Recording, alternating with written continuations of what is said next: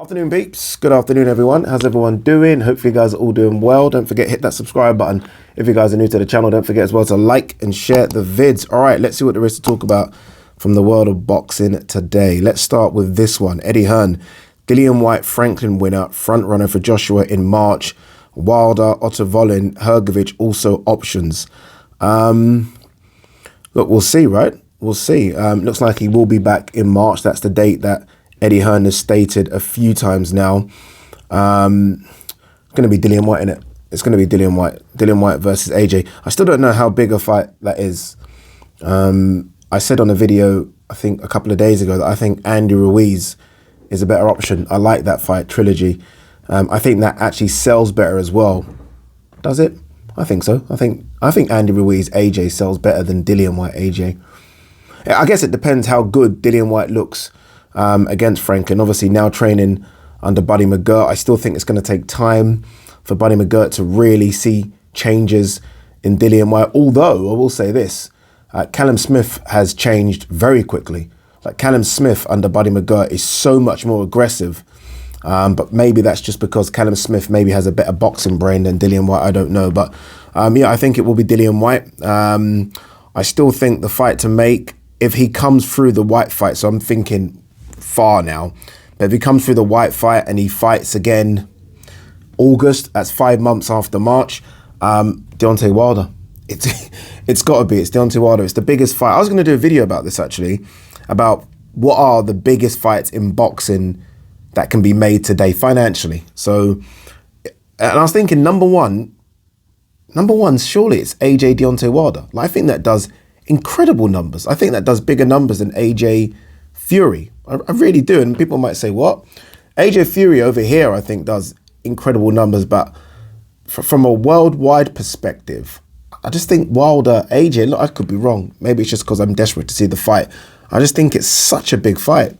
It really is. There aren't that many big fights that can be made that I think hit that magical 1 million pay-per-view barrier. Like, does Canelo Bivol do it? The rematch? Maybe. Like Bivol Beterbiev doesn't do it. Spence Crawford maybe, but AJ Wilder definitely does it. Definitely. So that's where I want to see AJ go in the next 4 or 5 months. Or should I say next sort of 8 or 9 months. We'll see if it happens. Look, we'll see if he fights in March. I mean, there's been a few false dawns recently with AJ. November, December, Fury, and now we're here in March. And look, I say Whyte Franklin. I mean, Dillian Whyte's had his injury history, or he's had his injuries in the last couple of years. Let's see if he gets through that unscathed. Because for Dillian Whyte to fight November 26th and then have this quick turnaround in March, I don't know, man. I don't know. 4 months? I mean, as much as I think boxers are capable of doing it, who does that? What fighter fights every 4 months? Can't think of any. So we'll see. We'll see. But look, if it's not Dillian Whyte, the options are there. Otto-Volin, Hrgović, I guess they're backup options. And they're very, very good backup options as well. And seeing Hrgović against Zhang, like normally I would say, oh, AJ Hrgović, maybe swerve that one a little bit. But seeing how Zhang put a beat in him, and I thought Zhang won that fight. And Otto-Volin, I know everyone likes to dine out on his performance against Tyson Fury, but I mean, do you see his fight against Sokolowski? Was it Sokolowski? I think it was. Wasn't great, so we'll see. Sticking with AJ very quickly, I saw something the other day, and let me see if I can quickly find it, about Anthony Joshua and sort of trainers. Let me see if I can find it. He was doing a podcast, or he's on something. Let me see if... Okay, this is something about this. Anthony Joshua wanting to be a free spirit rather than working with a trainer exclusively. So he wants to go around and maybe soak up a bit of knowledge. This is how I take it anyway. Soak up a bit of knowledge from various trainers. I think that's a massive mistake. I actually think that's a crazy idea. And I hope that he's just sort of said that as a throwaway comment in an interview, because I mean, imagine that. Imagine, and by the way, look, it's good to go and sit down and talk to people. I think that's always good. But in terms of going and soaking up different ideas from different trainers, and then what? Then you go in the ring and you try and you be all completely befuddled. Like you wouldn't know what you're doing. Like, stick with Robert Garcia. Robert Garcia is a good trainer. Stick with Robert Garcia. I thought AJ made improvements against Usyk. It's funny because I thought the scorecards were actually quite similar to the last time he fought Usyk, but I think it was a better performance this time. I thought he looked more aggressive. He hurt Usyk a couple of times. And I feel like if you stick with Robert Garcia, it can only get better. And by the way, the next fight isn't Usyk, right? So I think you're going to look good the next time round. But I don't know. I don't know what's going on. Robert Garcia hasn't mentioned anything. AJ's clearly not mentioned whether he's staying. I haven't seen anyone actually ask him the question, and I guess I have to apologise because I've spoke to AJ, and I don't think I've asked him that question either. But I hope it's Robert Garcia. I hope that, AJ is or has been in California with Robert Garcia, training, talking, just hanging around him. So I think it's a good trainer for him. The idea of sort of soaking up different bits from different trainers I don't work. Like, what? That doesn't work, man. You're going to be confused in terms of your style. Like, AJ's style, yes, he can box, but he's aggressive. He's aggressive, and Robert Garcia can bring out the best in him. That's just my 2 pence. Again, the idea of him sort of going to... I saw him speaking ringside to Roy Jones Jr. I can't remember who was next to me. They're like, "Oh, what's going on?" They were in a deep conversation, and someone was like, "Is AJ gonna hook up with Roy?" And I was like, "No, he's just speaking to Roy. Like, you know, if you can speak to Roy, speak to Roy, right? One of the greatest minds in boxing." But I hope he doesn't go to Roy as a trainer. Robert Garcia, stick with him. We'll see. Maybe there's an issue in the camp beyond training. Because again, as a trainer, Robert's fantastic. Virgil Ortiz, Keith Thurman, Golden Boy, lobbies for WBC title eliminator. Obviously, it's the WBC convention right now, and loads of things are being announced, and mandatories, and this and that, and even Mauricio Sulaiman banning Russian and Belarusian fighters from fighting for the WBC belts, which confuses me, because there are Russians with belts right now. What does that mean for Dmitry Bivol fighting for an undisputed against Beterbiev? Is Beterbiev now Canadian? Confuses me. Back to this one, Virgil Ortiz, Keith Thurman. Good fight, right? It looks like Keith is going to go down the Errol Spence route, though. So we'll see what happens. But it does seem... I mean, if you're Keith, you don't want to fight Virgil Ortiz. No disrespect to Virgil. But if you're Keith, you're a former sort of unified 147 champion. You want to fight the champions. You don't want to fight a young, hungry, up-and-coming kid who has very little to offer you. Hasn't got a belt. Don't know if it's a big money fight. Surely, if the two on the table, you go Errol Spence. If you lose to Errol, fine, it's Errol. You lose to Virgil, that's that, innit, really, in terms of where sort of Keith thinks he is. So, yeah, I'm not quite sure. The WBC clarifies Callum Smith's mandatory status for Beterbiev's belt at convention. Yeah, so what they've said is that Callum Smith will be mandatory for the winner of the fight between Beterbiev and Anthony Yarde. Now, a lot of people jumped on this like, what? Obviously, undisputed is above that. But if you don't make the Beterbiev or the winner, let's not be disrespectful to Yarde, but if you don't make the winner of Beterbiev Yarde versus Bivol, then Callum Smith gets his opportunity. I don't mind seeing Callum Smith fight Beterbiev. I actually don't. I mean, again, I've said it at the top. I think Callum Smith's aggressive. I like what he's doing right now. He's clearly big for the weight. So yeah, I think he's doing good things under Buddy McGirt. Like, I would favour Beterbiev to beat him, but I think Callum Smith will cause him some problems. I think Callum Smith's a really good boxer, really, really good. And I think we're going to see the best of him at 175. I don't know if he will become a champion, because you look at the two champions, they're very, very good, but he's good as well. He's good. Kavialaskas on Crawford Avanesian. I think Crawford is going to stop him. Yeah, I expect Crawford to stop Avanesian.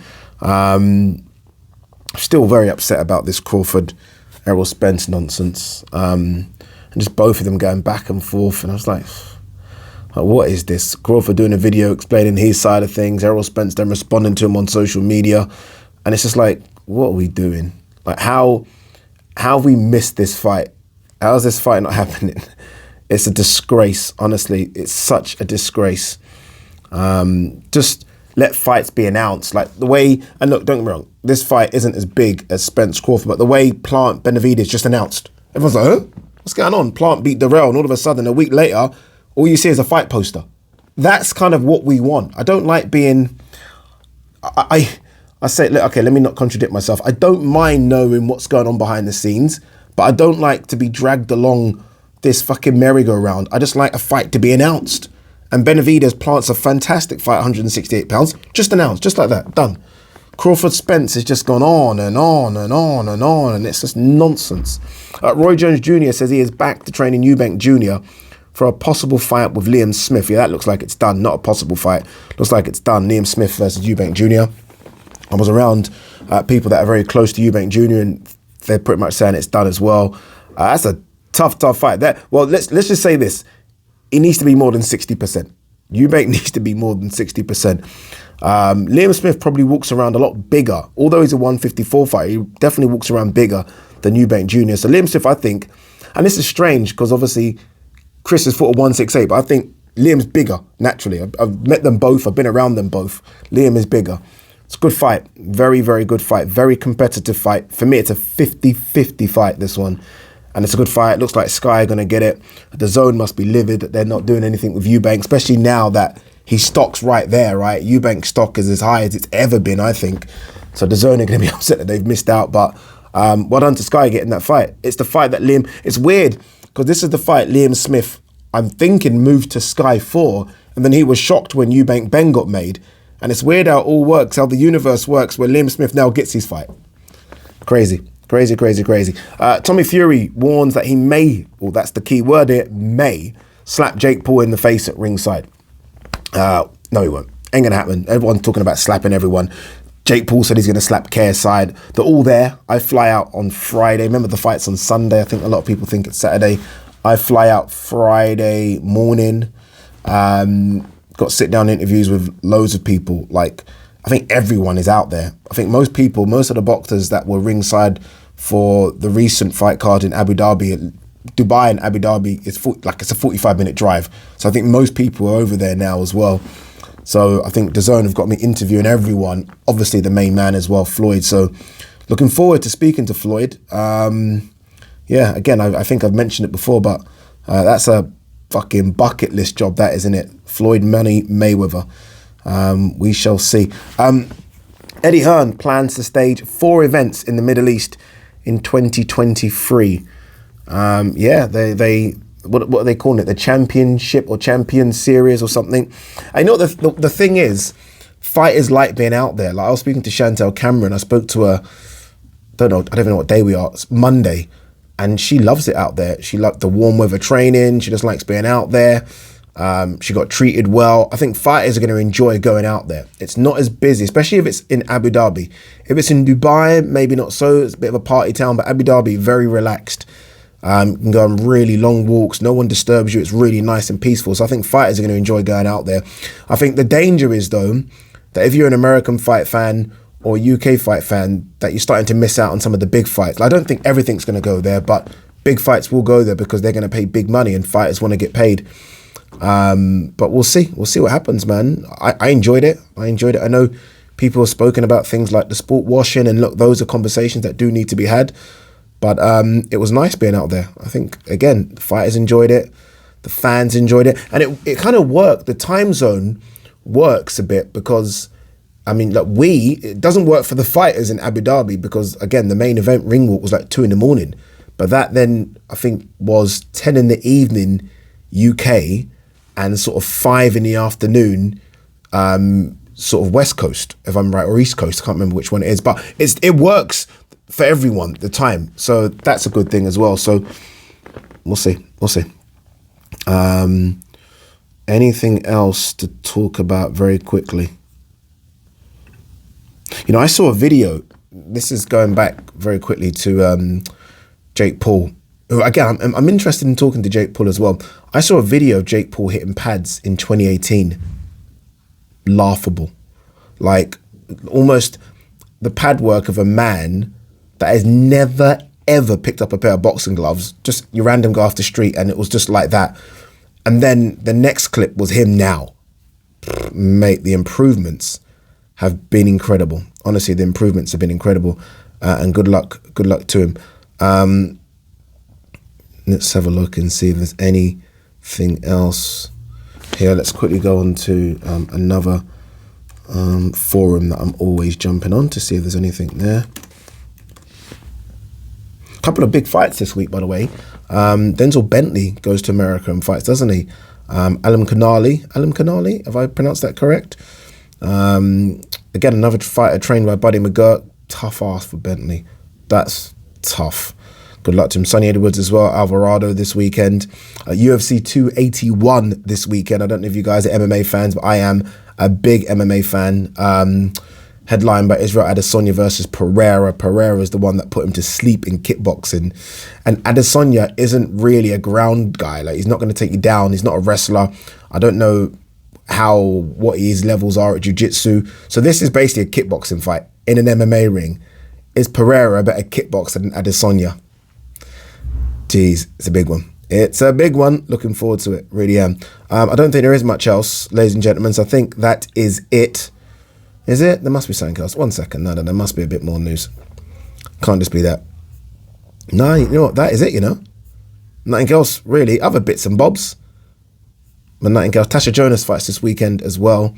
Remember, she's the 154-pound champion, which is crazy to think.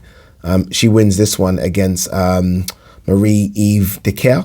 I think that's pronounced the correct pronunciation.